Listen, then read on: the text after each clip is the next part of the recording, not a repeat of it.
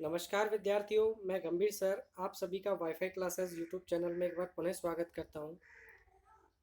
आज मैं आपके लिए इंडक्टेंस यानी कि प्रेरकत्व ये टॉपिक लेके आया हूं। पीछे की दो क्लासेस में मैंने आपको रेजिस्टेंस और उससे रिलेटेड ऑब्जेक्टिव क्वेश्चन सीरीज करा दी है। आज हम क्लास में पढ़ेंगे इंडक्टेंस यानी कि प्रेरकत्व और उससे रिलेटेड जो क्वेश्चन एग्जाम में अक्सर पूछे जाते हैं उनके बारे में डिस्कस करेंगे।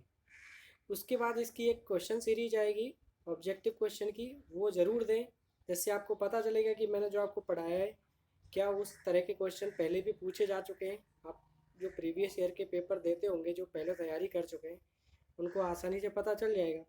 और जो फर्स्ट टाइम पढ़ रहे हैं उनके लिए भी मैं कंटेंट पूरा उस तरह से तैयार किया है जिससे कि आपको समझने में कोई प्रॉब्लम ना हो। तो आगे हम क्लास में बढ़ने से पहले एक और रिक्वेस्ट है कि जो अभी पहली बार जुड़े हैं वो चैनल को सब्सक्राइब कर लें, और अगर मेरी क्लास अच्छी लगे तो प्लीज़ शेयर ज़रूर करें। क्लियर? चलिए आज का टॉपिक स्टार्ट करते हैं। इंडक्टेंस। इंडक्टेंस होता क्या है? इंडक्टेंस बोलते हैं प्रेरकत्व को। इंडक्टेंस जो है वो बोला जाता है प्रेरकत्व को। अब प्रेरकत्व होता क्या है उसके बारे में हम बात करेंगे। पहले इसका एक समीकरण आपको पता होना चाहिए। V बराबर होता है एल डी आई बटे डी टी। V बराबर होता है एल डी आई बटे डी टी। यहाँ पे V है क्या, L क्या है, I क्या है, T क्या है, इनके बारे में बात करने से पहले एक आपको मैं बता देता हूँ। आपने देखा होगा एक इस तरह से एक कोर है, और कोर को हिंदी में बोला जाता है करोड़। कोर को हिंदी में बोलते हैं करोड़। उसके ऊपर यदि तांबे के तार को या एल्युमिनियम के तार को इस तरह से फेरो, फेरो बोले तो टर्न, इन टर्न को ही हम क्या बोलते हैं? फेरे।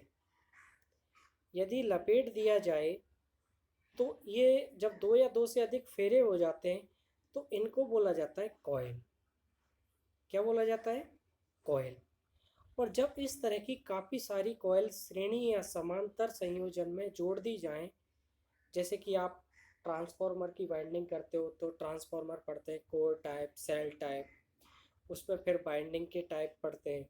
तो इस तरह से जब कॉइल होती हैं तो कॉइल जो है वो जोड़ करके बनाती है वाइंडिंग, और वाइंडिंग को बोलते हैं कुंडली। तो समझ में आना चाहिए। सबसे पहले होता है तार। तार को जब क्रोड के ऊपर लपेटा जाए तो वो बनाता है कॉइल। जब लपेटा जाएगा, अगर दो या दो से अधिक होंगे तो वो क्या बना देंगे? फिर कॉइल बना देंगे। और कॉइल जो है वो किसका निर्माण करती है? कॉइल किसका निर्माण करती है? वाइंडिंग का। किसका निर्माण करती है? वाइंडिंग का। तो यहाँ पे हमने ये वाला जो दिखा रखा है कि ये वाली क्या है? कोर है। इसके ऊपर हमने तांबे या फिर एल्युमिनियम का कोई तार लपेटा हुआ है, वो ये वाला क्या कहलाएगा? फेरा। और जब ये काफ़ी सारे फेरे हो जाएंगे तो इसको हम क्या बोलेंगे? कॉइल। और कॉइल मिलकर के क्या बनाएंगी? वाइंडिंग। वाइंडिंग को हिंदी में क्या बोलते हैं? कुंडली। अब हम इसके समीकरण की बात करेंगे कि ये समीकरण कैसे आया, इस समीकरण से इसकी प्रेरकत्व की डेफिनेशन क्या होगी। चलिए, हमने क्या पढ़ा? V बराबर एल डी आई बटी डी टी। V बराबर एल डी आई बटे डी टी। वी बोलते हैं विभव को। वी किसको बोलते हैं? विभव को बोलते हैं। एल जो है वो बोला जाता है प्रेरकत्व को। आई जो है, आई वो रिप्रेजेंट करते हैं धारा को, और टी बोला जाता है समय को। तो यहाँ पे वी है विभव, एल क्या है? प्रेरकत्व, आई क्या है? धारा, टी क्या है? समय। तो इसके लिए आपकी डेफिनेशन मैं कैसे बनाऊंगा? देखिए, इसको मेरे को आपको अच्छे से समझाना है जिससे कि आपको रटने की कोई ज़रूरत ही नहीं पड़े, क्योंकि रटने से कोई भी चीज़ टेक्निकली व्यू से अगर देखा जाए तो आप ज़्यादा दिन तक याद नहीं रख पाओगे। जबकि उसी चीज़ को यदि आप अच्छे से समझ लो तो आप उसको लॉन्ग टाइम तक याद रख सकते हो। ठीक है, जैसे कि मैंने v बराबर बताया एल डी आई बटी डी टी, यही बताया आपको, v बराबर एल डी आई बटी डी टी, जहाँ पे v क्या है, v है यहाँ पे विभव, l क्या है प्रेरकत्व, I क्या है टाइम, t क्या है, I क्या है करंट और t क्या है टाइम। तो इसी तरह से अगर हमें इसको समझना है कि इसकी एक्चुअल में डेफिनेशन क्या होगी, तो एक सर्किट बनाता हूँ मैं आपको, जिससे कि आसानी से आप समझ सको।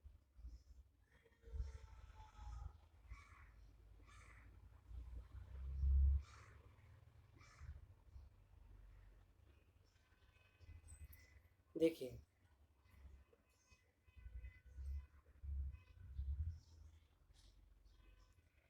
अगर ये वाला कोई पर्पथ है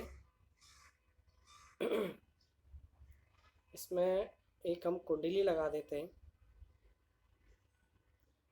ये कोई कुंडली लगा दी, ठीक है। इस एक कुंडली यानी कि फेरे, एक कॉइल है, यहाँ पे मैंने इसको एक प्रत्यावर्ती विभव स्रोत के साथ जोड़ दिया है। प्रत्यावर्ती विभव स्रोत बोले तो एसी, यानी कि अल्टरनेटिंग करंट, प्रत्यावर्ती धारा। होगा क्या कि जब हम इसको विभव, ये वाला वी वोल्टेज सोर्स का कोई स्रोत है, तो यहाँ से कोई करंट जाएगा और करंट को हमने प्रदर्शित किया है आई से। इस कुंडली का कुछ प्रेरकत्व होगा, मैं अभी परिभाषा आपके लिए बताने वाला हूँ, उसको प्रदर्शित किया है एल से। तो हमें पता है कि जो एसी होती है वो तो समय के साथ परिवर्तित होती है, ये समय है, ये वोल्टेज है, यही करंट की ऐसे ही वेव फॉर्म बनेगी एसी में। तो ये समय के साथ क्या होती है, परिवर्तित होती है। अब समय के साथ कभी ये ज़्यादा होगा कभी कम होगा, ऐसे पढ़ते हो आप, क्लियर। तो देखो क्या होगा कि जब हम इस कॉइल को या कुंडली, कॉइल बोल सकते हो ये वाला, जिसका प्रेरकत्व एल है, उसको किसी एसी भी वोल्टेज के स्रोत के साथ जोड़ा जाए, तो उसमें जो परपथ में प्रवाहित धारा आई होगी, ठीक है। तो हमने फॉर्मूला क्या लिखा है, v बराबर एल डी आई बटे डी टी। तो अब प्रेरकत्व क्या होता है, किसी पदार्थ का वह गुण, किसी पदार्थ का वह गुण, चलो इसकी डेफिनेशन में लिख देता हूँ, किसी पदार्थ का वह गुण जो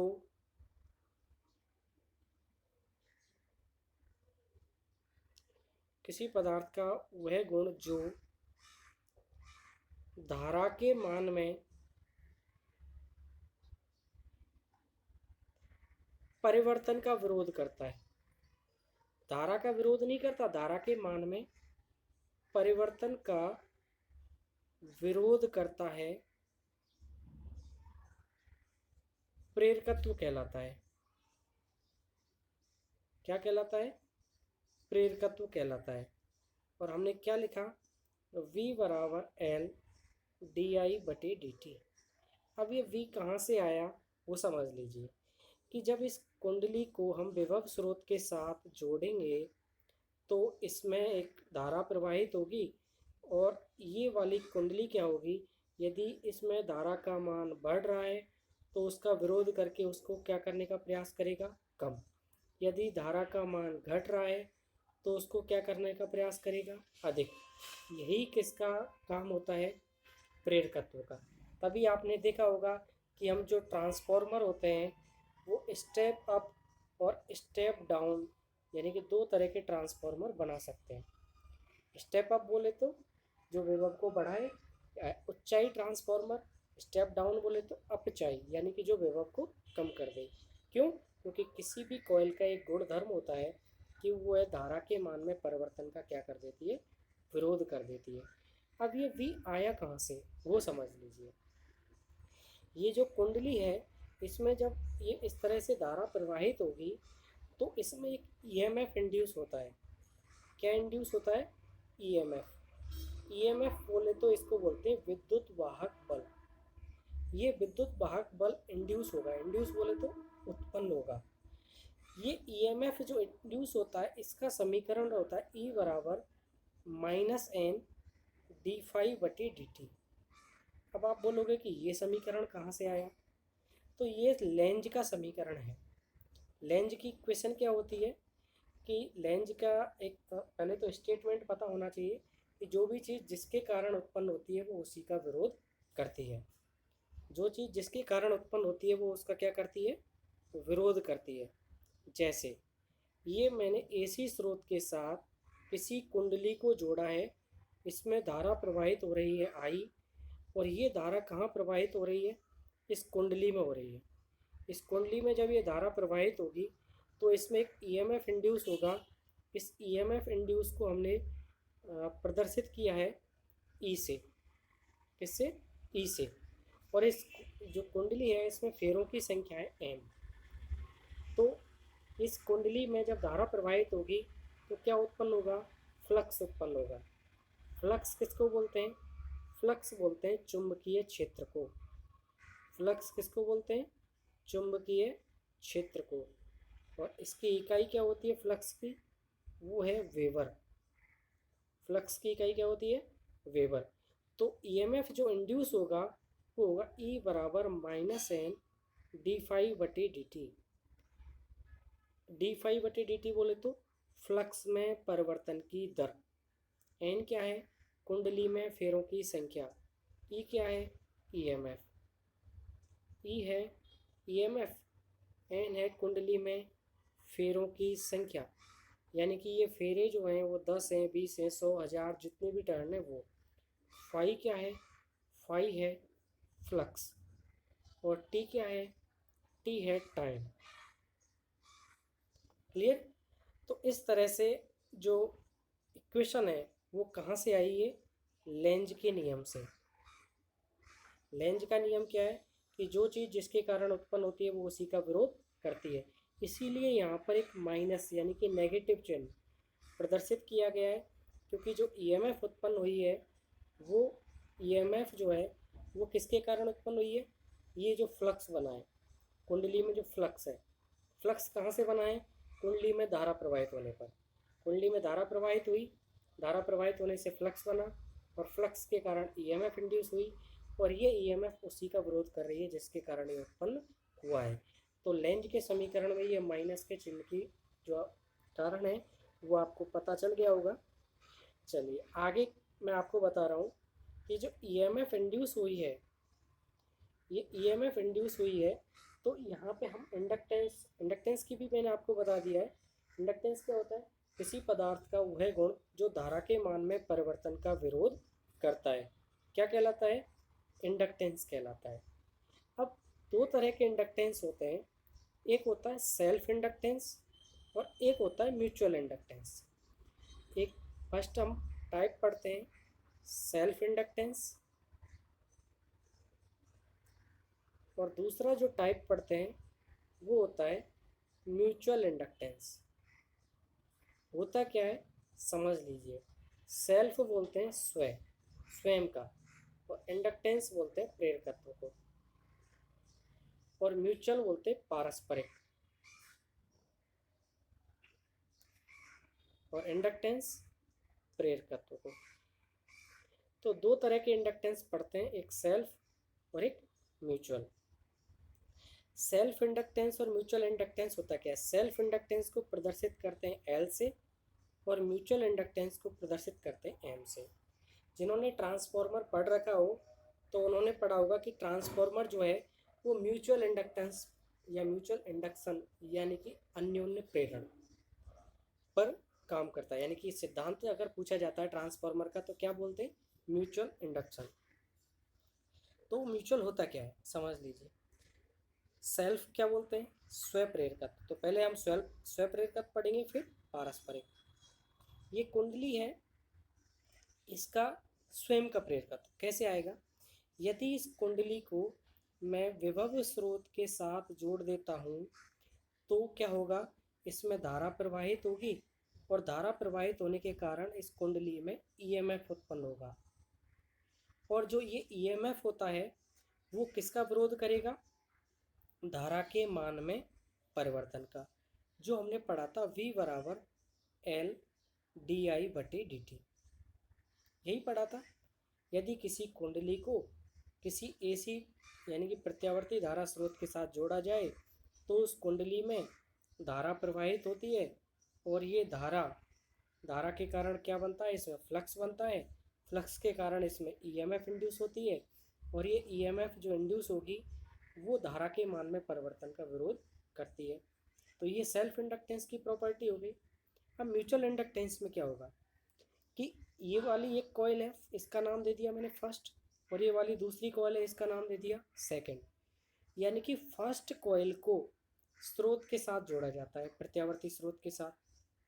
क्या?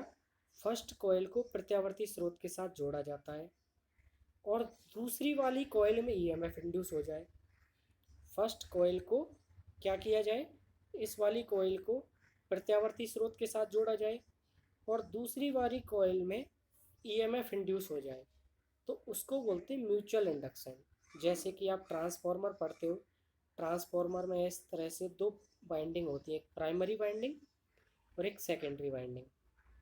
तो सप्लाई हम किसको देते थे? प्राइमरी बाइंडिंग को। धारा प्रवाहित किस में होगी? प्राइमरी बाइंडिंग में। पहले फ्लक्स जो बनेगा वो कहाँ बनेगा? प्राइमरी बाइंडिंग में। पहले ईएमएफ किस में इंड्यूस होगी? प्राइमरी बाइंडिंग में। लेकिन यहाँ पे जो कोर है, ये वाली जो कोर है, ये फ्लक्स कहाँ जाएगा? ऐसे लिंकेज होगा, और इसमें भी क्या उत्पन्न हो जाएगी? ईएमएफ। हमने सप्लाई तो दी प्राइमरी वाइंडिंग को, केवल फर्स्ट को, और ईएमएफ इंड्यूस हो गई सेकेंडरी वाइंडिंग में। तो वो किसके कारण हुआ है? म्यूचुअल इंडक्शन के कारण या अन्योन्य प्रेरण के कारण। इसी को बोला जाता है म्यूचुअल इंडक्टेंस। यानी कि एक कुंडली को आप सप्लाई दो और दूसरी कुंडली में ईएमएफ उत्पन्न हो जाए। तो अब हमारा ट्रांसफार्मर का भी एक क्वेश्चन हो गया कि ट्रांसफार्मर किस सिद्धांत पर काम करता है? म्यूचुअल इंडक्शन, जिसको हिंदी में बोलते हैं अन्योन्य प्रेरण। ट्रांसफार्मर किस सिद्धांत पर काम करता है? अन्योन्य प्रेरण के सिद्धांत पर काम करता है। और ये वाला आपको समझ में आया होगा। म्यूचुअल इंडक्टेंस को किससे प्रदर्शित करते हैं? एम से। सेल्फ इंडक्टेंस को किससे प्रदर्शित करते हैं? एल से। क्लियर? चलिए आगे हम पढ़ते हैं इंडक्टेंस से रिलेटेड। अगर आपको पूछा जाए कि प्रेरकत्व की इकाई क्या होती है? प्रेरकत्व की इकाई काफ़ी इंपॉर्टेंट क्वेश्चन है, कई एग्जाम में पूछा गया है। तो प्रेरकत्व की जो इकाई होती है वो होती है हेनरी। क्या होती है? हेनरी। क्लियर? अगर यहाँ पे एक टर्म्स और आई थी, फ्लक्स। फ्लक्स की इकाई क्या होती है? तो फ्लक्स की इकाई होती है वेबर। एक टर्म आई थी वोल्ट। वोल्ट बोले तो विभव, तो वोल्टेज बोले तो विभव, इसकी इकाई क्या होती है? वोल्ट। एक आई थी करंट। करंट यानी कि धारा की इकाई क्या होती है? एम्पियर। क्या होती है? एम्पियर। प्रेरकत्व तो कोई सा भी पूछे, चाहे सेल्फ इंडक्टेंस पूछे चाहे म्यूचुअल इंडक्टेंस पूछे, दोनों की इकाई क्या होती है? हेनरी होती है। क्लियर? तो अभी हमने जो पढ़ा है वो पढ़ा है फ्लक्स, इंडक्टेंस, सेल्फ इंडक्टेंस और म्यूचुअल इंडक्टेंस। अभी जो हम पढ़ेंगे कि जो कोर है, कोर कितने प्रकार की होती है। अभी मैंने स्टार्टिंग में बताया था आपको कि कोर के ऊपर जब तार को लपेटा जाए, एल्युमिनियम या तांबे का या लोहे का, तो वो एक क्या बन जाता है? फेरा। और जब दो से अधिक फेरे हो जाते हैं तो वो क्या बन जाता है? कॉइल। और कॉइल जब मिलती हैं तो उनको बोलते हैं वाइंडिंग। तो कोर हम तीन टाइप की पढ़ेंगे। एक होती है एयर कोर। एयर बोलते हैं वायु को। एयर कोर जो होती है, एयर कोर होता क्या है? एक कुचालक पदार्थ, एक कुचालक पदार्थ के ऊपर यदि तार को लपेट दिया जाए तो ये वाला जो कुचालक पदार्थ है, यहाँ पे इसको बोला जाता है एयर। और इसका यूज पूछा जाता है कि एयर कोर जो होती कुंडली होती हैं एयर कोर कुंडली कहाँ पे काम में ली जाती है? तो रेडियो फ्रिक्वेंसी उपकरण, रेडियो फ्रिक्वेंसी के जो उपकरण होते हैं, रेडियो फ्रिक्वेंसी पे जो काम करने वाले उपकरण होते हैं, उसमें एयर कोर काम में ली जाती है। दूसरा दूसरा होता है आयरन कोर। सेकेंड टाइप कौन सा है? Iron core. आयरन बोलते हैं लोहा को। तो जब ये वाला कोर जो है वो आयरन का है और इसके ऊपर तार लपेट दिया जाए तो ये कॉइल है। तो अंदर का जो मटेरियल यदि कोर का लोहे का है तो वो है आयरन कोर। कौन सी कोर है? Iron core. और तीसरी होती है अपनी silicon steel, silicon steel core, silicon steel core. ये कहाँ पे काम में ली जाती है? ट्रांसफार्मर में। कभी कभी सिलिकॉन स्टील ना दे करके सिलिकॉन इस्पात दे देता है हिंदी में, तो वो कोई दिक्कत नहीं है, स्टील को हिंदी में बोला जाता है इस्पात। तो ट्रांसफार्मर की कोर जो है, ट्रांसफार्मर बोलते हैं हिंदी में परिणामित्र को। इसकी कोर किसकी बनी होती है? सिलिकॉन स्टील की बनी होती है, सिलिकॉन इस्पात की बनी होती है। तो कोर हमने 3 टाइप की पढ़ी। सबसे पहले एयर कोर। एयर कोर का जो यूज होता है वो रेडियो फ्रिक्वेंसी उपकरण में काम में लिया जाता है। दूसरा हमने पढ़ा आयरन कोर।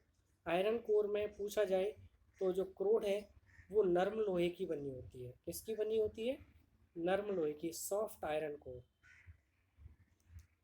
तीसरा है सिलिकॉन स्टील। सिलिकॉन स्टील जो कोर होती है वो ट्रांसफार्मर में काम में ली जाती है। ट्रांसफार्मर को हिंदी में बोलते हैं परिणामित्र। क्लियर? चलिए आगे बढ़ते हैं, अपना इंडक्टेंस का टॉपिक आज कंप्लीट कर लेते हैं कि अगर प्रेरकत्व का पूछा जाए श्रेणी या समांतर संयोजन, तो जो प्रेरकत्व है उसके 2 तरह से हम संयोजन करते हैं। पहला श्रेणी संयोजन। तो जिस तरह से आपको मैंने प्रतिरोध में बताया था, सेम उसी तरह से श्रेणी संयोजन किसका हो जाएगा? प्रेरकत्व का। अगर कोई न्यूमेरिकल आ जाए कि 3, 4 और 5 हेनरी, हेनरी को एच से प्रदर्शित करते हैं।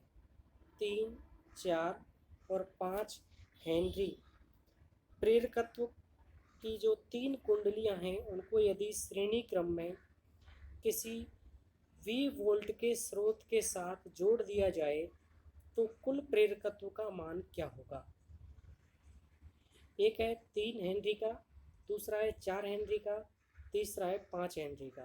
तो श्रेणी संयोजन में जिस तरह से हमने प्रतिरोध में पढ़ा था कि कुल प्रतिरोध ज्ञात करते थे तो तीनों को डायरेक्टली ऐड कर देते थे, तो ऐसे ही यहाँ पर तीनों का कुल प्रतिरोध अगर निकालना है तो L इक्विवेलेंट जो होगा वो होगा L1 plus L2 plus L3। तो L1 दिया है 3 हेनरी, L2 है 4 और L3 है 5। तीनों का जो सम होगा वो हो जाएगा 12 हेनरी। क्या हो जाएगा? 12।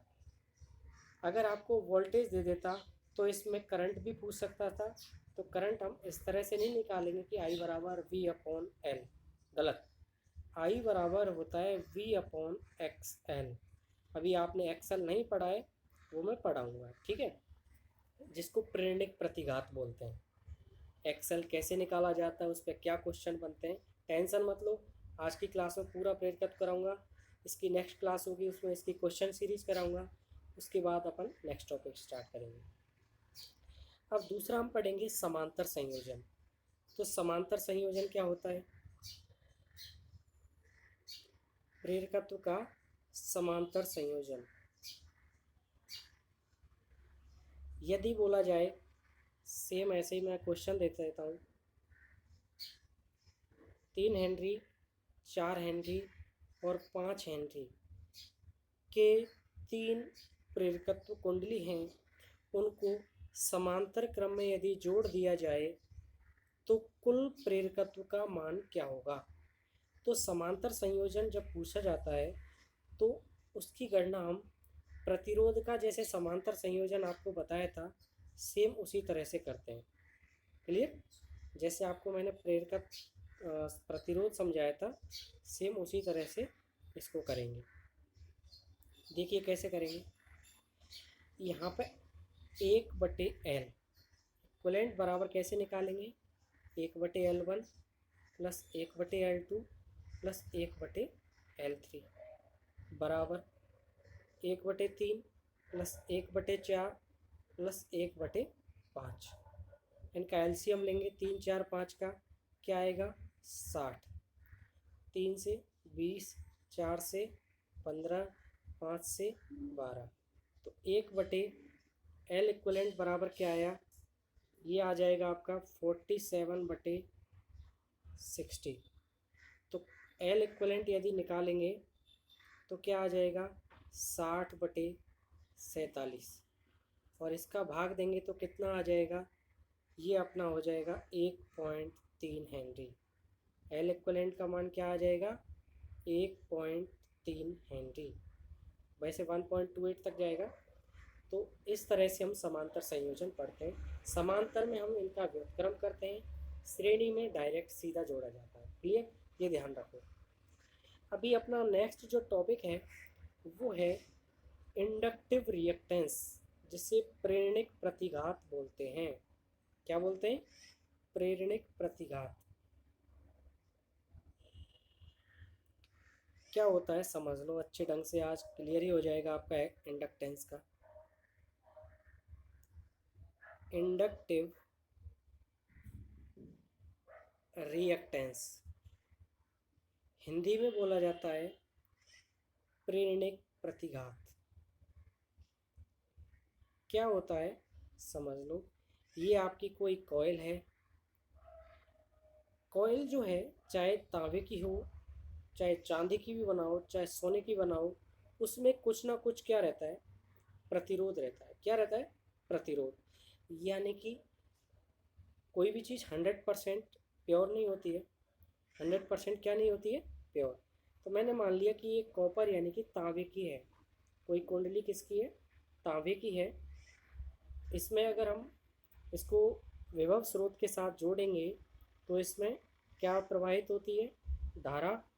धारा प्रवाहित होने के कारण इसमें क्या बनता है, फ्लक्स।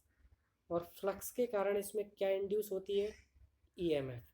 और ईएमएफ की समीकरण मैंने आपको क्या बताई थी, ई बराबर -n d∅dt, यही बताया था। ई बराबर -n d∅dt बताया था। ठीक है। अब यहाँ पे जब आपको पढ़ना है कि ये प्रेरणिक प्रतिघात कहाँ से आया, कि यदि इस कॉइल में जो तांबे की है इसमें यदि कुछ ना कुछ प्रतिरोध की मात्रा है, तो प्रतिरोध की जो मात्रा होगी तो ये क्या करेगा, कुछ धारा का विरोध करेगा। तो धारा का क्या करेगा, विरोध करेगा। तो इस गुण को हम क्या बोलते हैं, प्रेरणिक प्रतिघात। यानी कि प्रेरकत्व का वह गुण जो धारा का विरोध करता है, और धारा का विरोध करता है, इसी के कारण उसके द्वारा कुछ ना कुछ विभव का क्या होगा, पतन होगा। तो उसको तो हम सेम V बराबर IR से निकालते थे रेजिस्टेंस में। तो यहाँ पे क्या निकालेंगे, V बराबर I इंटू XL। XL कहाँ से आया, जो प्रेरणिक प्रतिघात है, यानी कि जो कुछ ना कुछ लॉसेज हो रहा है। प्रतिघात यानी कि रिएक्टेंस, रिएक्टेंस को हिंदी में बोलते हैं प्रतिघात। उसको प्रदर्शित करते हैं XL से, और इसको निकालने का फॉर्मूला होता है XL बराबर 2πfL। 2 का मान फिक्स है, पाई का मान फिक्स है, F होती है आवृत्ति। F क्या होती है, आवृत्ति। और L होता है प्रेरकत्व, जो अभी पढ़ा है आपको। L क्या होता है, प्रेरकत्व। क्लियर। तो यहाँ पे ये जो प्रतिघात यानी कि रिएक्टेंस जो हो रहा है उसको हमने किससे प्रदर्शित किया है, XL से। अब इसकी इकाई क्या होगी, प्रेरणिक प्रतिघात यानी कि XL की इकाई क्या होती है, तो XL की जो इकाई होगी वो समझ लो कैसे निकालते हैं। क्लियर। XL प्रेरणिक प्रतिघात, और धारतीय प्रतिघात पढ़ोगे आप XC। इसका मान निकालने का फॉर्मूला तो मैंने अभी आपको बता ही दिया, 2πfL। 2 का मान 2 ही होता है, पाई का मान 3.14 आवृत्ति, भारत में मानक आवृत्ति फ्रिक्वेंसी की 50 हर्ट्ज सबको पता है। एल यानी कि प्रेरकत्व का मान कुंडली का दिया रहेगा। V बराबर आई एक्स एल क्या हुआ, यानी कि इस कुंडली में जो प्रतिरोध है तो उसके कारण कुछ विभव का पतन होता है। तो ऐसे ही इस इंडक्टेंस यानी कि प्योर इंडक्टेंस नहीं है, इसमें कुछ ना कुछ इम्प्योरिटी यानी कि अशुद्धि है। इसके कारण जो विभव का पतन होगा या वोल्टेज ड्रॉप होगा उसको निकालने का फॉर्मूला होता है V बराबर आई एक्स एल। धारा की गणना I से, एक्स एल प्रेरणिक प्रतिघात, और एक्स एल निकालने का फॉर्मूला क्या बताया, एक्स एल बराबर होता है 2πfl। और वोल्टेज आप निकाल सकते हो कि वोल्टेज ड्रॉप, अगर ये न्यूमेरिकल मैं आपको दे देता हूँ तो आप कर लोगे ना। तो प्रेरणिक प्रतिघात क्या होता है कि कोई कुंडली है, उस कुंडली को प्योर इंडक्टेंस का नहीं बनाया गया है, उसमें इंडक्टेंस के साथ साथ कुछ रेजिस्टेंस है। क्या है, रेजिस्टेंस है। तो उसको, उसमें जो भी विरोध होगा उस कुल विरोध को हम प्रदर्शित करते हैं एक्स एल से, प्रेरणिक प्रतिघात बोला जाता है। यानी कि इंडक्टेंस के प्रति क्या हुआ है, प्रतिघात हुआ है, कुछ ना कुछ उसका विरोध हुआ है, रिएक्टेंस हुआ है, उसी को प्रेरणिक प्रतिघात बोला जाता है। एक्सएल निकालने का फॉर्मूला 2πfl होता है। इसका मैं आपको 3 क्वेश्चन जो बनते हैं वो मैं करा देता हूँ ऑब्जेक्टिव के साथ।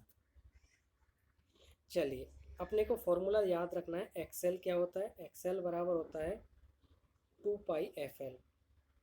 एक्सएल बराबर होता है 2πfl।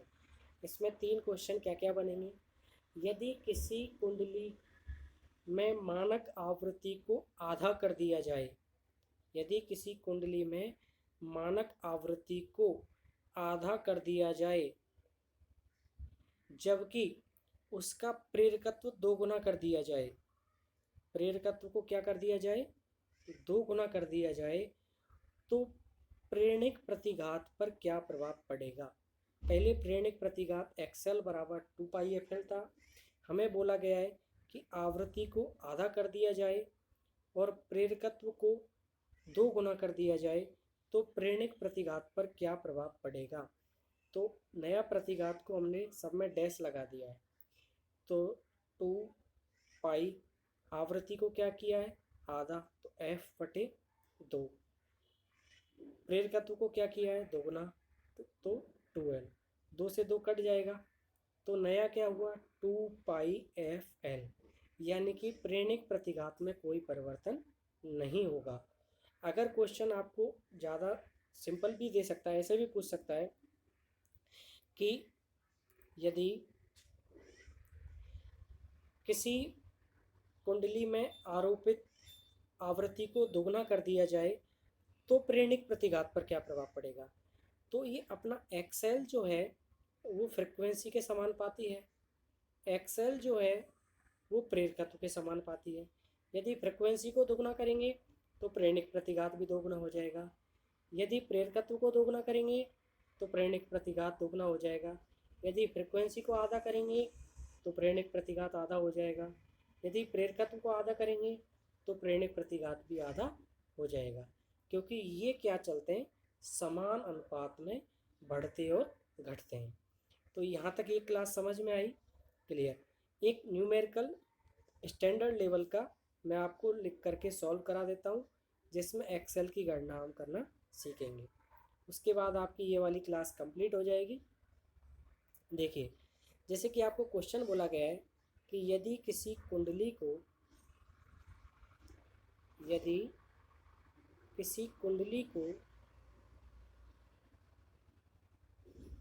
230 वोल्ट एसी स्रोत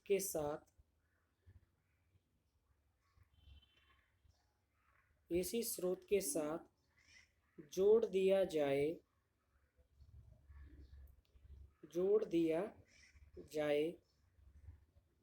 तब उसमें प्रेरणिक प्रतिघात की गणना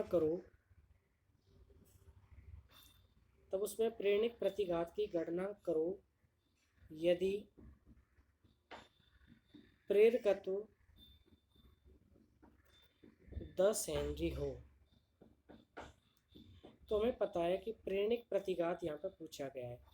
और प्रेरणिक प्रतिघात का अभी मैंने आपको बताया था क्या होता है, एक्सएल बराबर 2πfl। एक्सएल बराबर 2πfl होता है। 2 पाई का मान 3.14, भारत में फ्रिक्वेंसी का मान, आवृत्ति का मान क्या है, 50 हर्ट्ज। एल का मान कितना दिया गया है, 10 हेनरी। हमें दिया गया प्रेरकत्व का मान 10 हेनरी और पूछा क्या गया है, प्रेरणिक प्रतिघात। तो एक्सएल बराबर इसका मल्टीप्लाई करेंगे, 50 इंटू 2 करेंगे तो 100, और 100 का मल्टीप्लाई 10 से करना है तो कितना हो जाएगा, 1000। इसका मल्टीप्लाई 3.14 से करेंगे तो कितना हो जाएगा, 314, और 3 जीरो, और 2 के बाद पॉइंट लगा हुआ है तो ये कट जाएगा। तो एक्सएल बराबर कितना आया, 3140। इकाई क्या होती है प्रेरणिक प्रतिघात की, ओम। क्या होती है, ओम होती है। क्लियर। मैंने अभी थोड़ी देर पहले बता रहा था लेकिन मैं आपको बताना भूल गया था। एक्सएल का ध्यान रखना है, प्रेरणिक प्रतिघात की जो इकाई है वो क्या होती है, ओम होती है। प्रतिरोध की भी इकाई ओम होती है, प्रेरणिक प्रतिघात की भी ओम होती है, धारितीय प्रतिघात पढ़ोगे उसकी भी ओम होती है, आप प्रतिबाधा इम्पीडेंस जो पढ़ोगे उसकी भी इकाई ओम होती है। तो मैंने आज आपको प्रेरकत्व करा दिया है। इसकी क्वेश्चन सीरीज कल आएगी, उसको देखना ना भूलें। क्लास अच्छी लगी हो तो ज़्यादा से ज़्यादा शेयर करें, अपने फ्रेंड को जोड़ें। आपको पूरा मटेरियल मैं अच्छे से दे दूंगा, स्मार्ट बोर्ड पर दे दूंगा। क्वेश्चन कैसे आते हैं वो सब मेरे ऊपर छोड़िए, आपको कोई टेंशन लेने की ज़रूरत नहीं है कैसे पढ़ाना है, बस आपको टाइम निकाल के क्लास लेनी है। तो वीडियो देखने के लिए आपको बहुत बहुत धन्यवाद।